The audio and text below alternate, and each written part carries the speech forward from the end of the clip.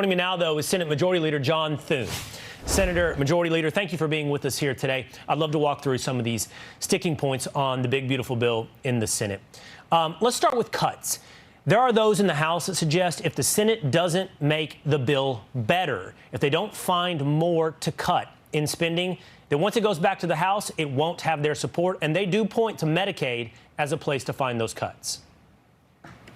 And that's what we're trying to do, Will. I mean, we would like to be able to find spending reductions over and above what the House did. That work is underway. We want to make this as ambitious and aggressive of an effort as possible to rein in the cost of government, to put a lot of these programs on a more sustainable fiscal path going forward, and to achieve what I think a lot of people never thought was possible, and that is actually seeing a reduction in the size and scope of government. That's something that hasn't happened in about 3 decades here. This will be the biggest spending reduction in mandatory spending in history. And so we're working to that end. We've talked about for example, the Medicaid provider tax. It seems like a right place where cuts could be found. But you have people like Senator Josh Hawley, Republican, who are saying, no, I do not want to see any cuts to Medicaid. How do you get Republicans on the same page? We're working on it, and I think, the provider tax is a good example of something that's been abused, and it's been abused particularly by big states like New York and California. It is a racket. I mean, they figured out how to game it. They leverage it to get more federal money, and in the case of California, to cover illegal immigrants. And so that's obviously something that's front and center. The House made a good effort at that and is trying to pare back the use of provider taxes and the way that they've been gamed and used in the past, and the Senate's trying to build upon that. But obviously, it's an issue that we need to have 51 votes for in the Senate, and they need to keep 218 for in the House. So every senator we're listening to. But at the end of the day, this is a program that's ripe for reform. The things that we're doing are going to strengthen it, improve it, and make it available to people for whom it was intended.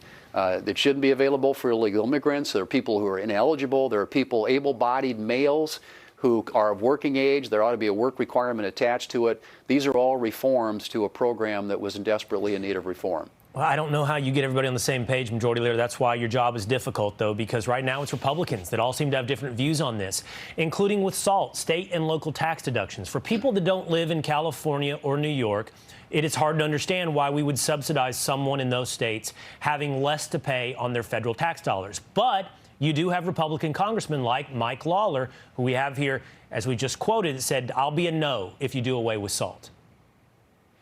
Well, look, the SALT was one of the best reforms we did. I was a part of authoring the 2017 Tax Cuts and Jobs Act, and it was a reform that not only saved about $1.2 trillion, but it got us out of the practice of having low-tax states subsidize high-tax states.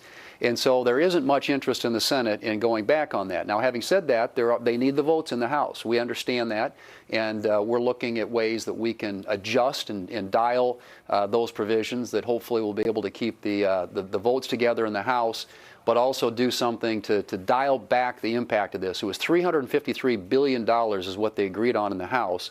And you divide that, of course, by the number of members of Congress who care about that issue in the House, it gets to be a pretty high number. And there just isn't interest in doing this in the Senate. So that's an issue that we're going to have to continue to work. Unfortunately, I have less than 30 seconds left in my show, Majority Leader. But will you be looking at Medicare? We're having those conversations. If it's waste, fraud, and abuse, we're looking for waste, fraud, and abuse in every area of government. And so right now, that's the work that we've undertaken, and we got about a week to get it done.